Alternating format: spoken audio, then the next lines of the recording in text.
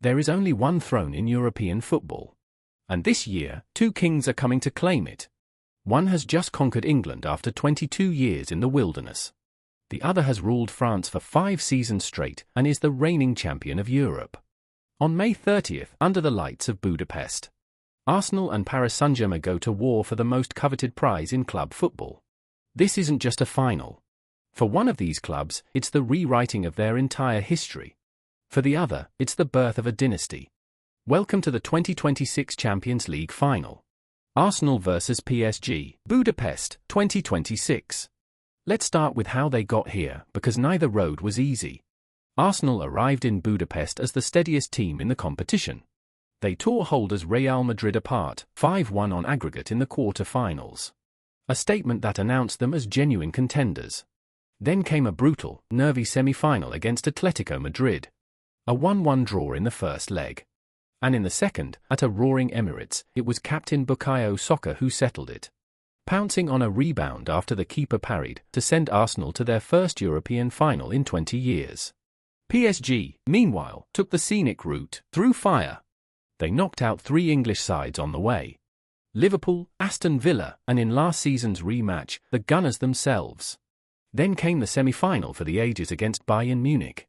A 9-goal thriller in the first leg. And in Munich, even a late Harry Kane equaliser wasn't enough. PSG held on, 6-5 on aggregate, to defend their place in the final. 2 completely different journeys, one destination. Here's what makes this final so rare. Both of these teams are already champions of their own country. Arsenal, for 3 seasons in a row, they finished second. 3 years of so close, 3 years of watching someone else lift the trophy. This season, they finally broke through, sealing the Premier League title for the first time in 22 years. Their first English crown since Arsène Wenger's legendary Invincibles. When Manchester City dropped points, the title was confirmed. And a generation of Arsenal fans who'd known nothing but heartbreak finally got their moment.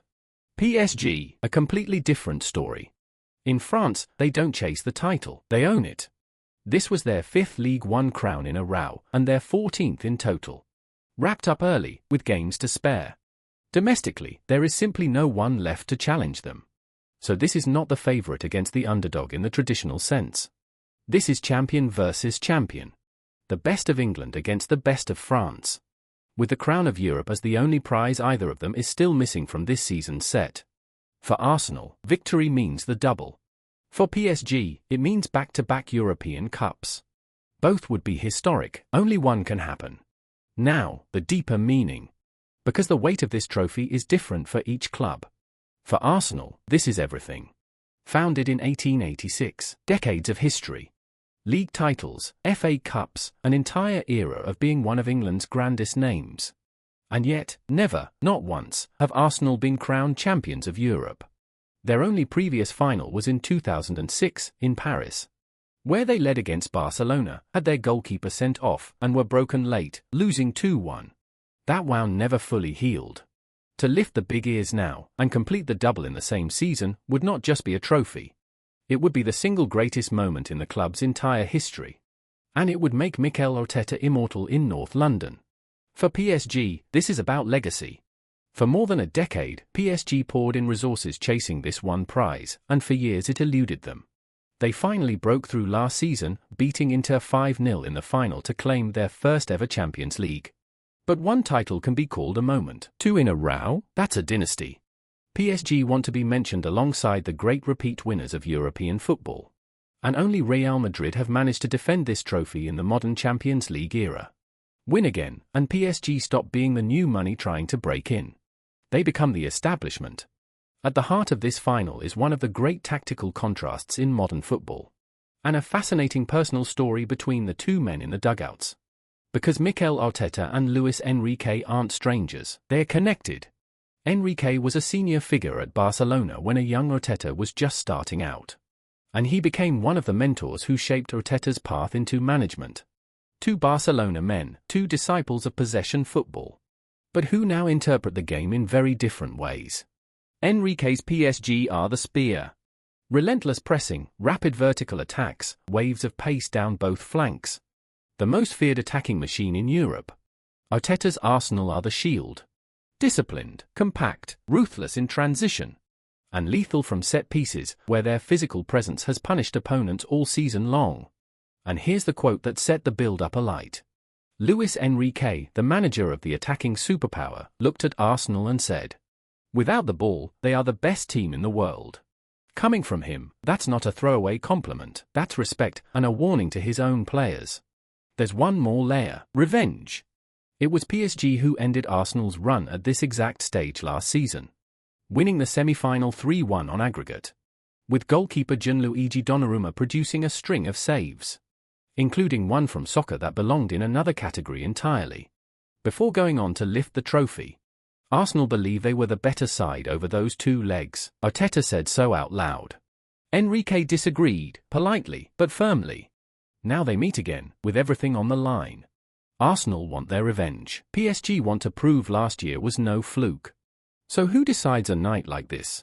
For Arsenal, eyes turn to captain Bukayo Saka, the man who fired them into the final and a player who shows up on the biggest stages.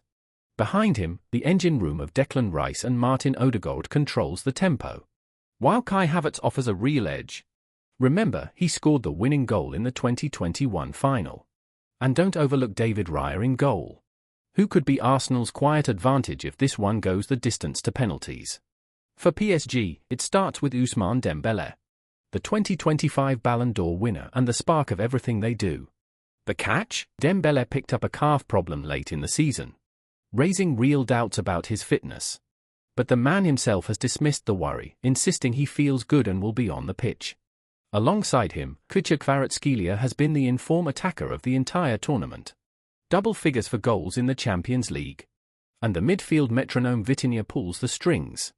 And in goal, Donnarumma, already an Arsenal nemesis from last season. Whether Dembélé is fully fit may be the single biggest question mark hanging over kickoff.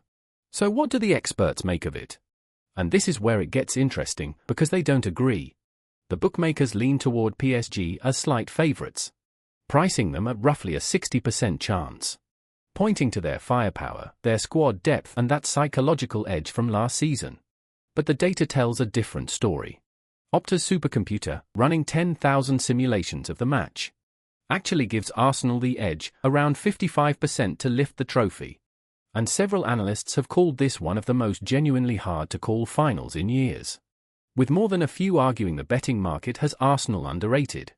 For a side built precisely to frustrate, absorb, and counter, the pundits keep circling back to the same fault line: PSG's attack against Arsenal's organisation.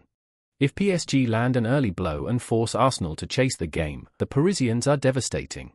But if Arsenal can keep it tight, drag PSG into a grind, and win the set-piece battle, this is exactly the kind of night that suits them. In short, the favourites have the talent, the challengers have the blueprint. And then there are the fans, because in the end, this is for them. In London, a fan base that has waited a generation can hardly believe it. 22 years for the league, now give us Europe, is the cry echoing around the Emirates. One supporter's message, "Mr. Wenger, this one's for you," has been shared tens of thousands of times. A tribute to the man who built the foundation but never won this prize. In Paris, the mood is bolder. Banners reading "Complete the Dynasty" are appearing across the city. The phrase doing the rounds among the ultras: once is luck, twice is class.